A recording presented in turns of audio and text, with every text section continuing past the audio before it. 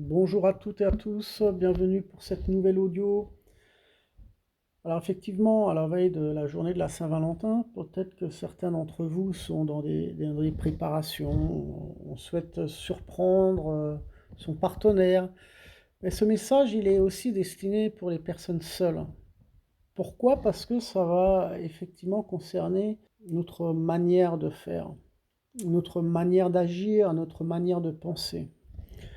Nous nous sentirons angoissés et même préoccupés à l'idée que notre conjoint soit déçu de nous.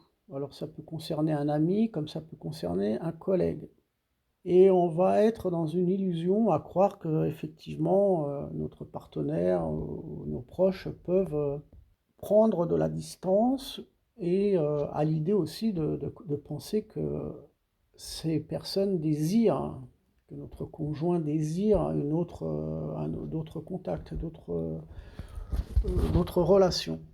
Mais dans la nature des choses, c'est un aspect peut-être d'ignorer ou de négliger quelque chose de la vie de son partenaire.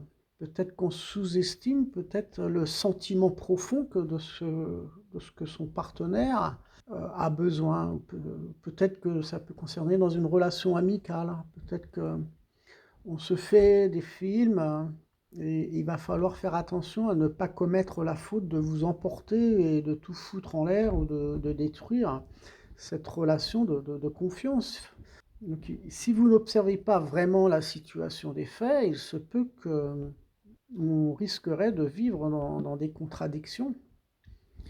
Et le déroulement des situations feront vous apercevoir que effectivement vous n'êtes pas du tout trahi, que vous n'êtes pas trompé. Alors pourquoi on pourrait penser comme ça et qu'on pourrait agir de cette manière-là? Parce que tout simplement on traverse un mécontentement. Et peut-être il s'agit d'un manque de conversation, un manque d'échange au niveau de discussions, de différents dialogues sur différents sujets.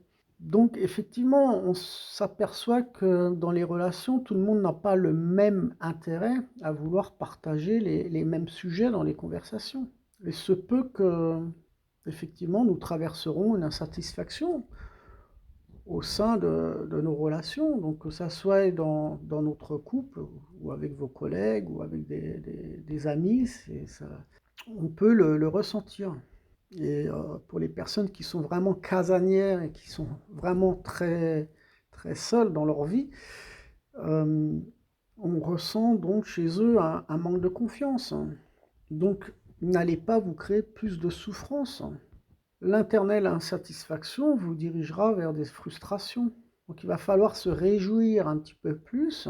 Voyez le côté positif des choses afin d'avoir un autre regard et une autre orientation vis-à-vis de son partenaire, des relations sociales, hein, par le fait. Le mécontentement sera par le fait, et je l'espère pour nous tous, l'expression permettant de se réaligner pour se réaliser. Donc il faudra se maîtriser pour aborder des situations qui nous feront vivre une sorte d'insécurité par des émotionnalités changeantes.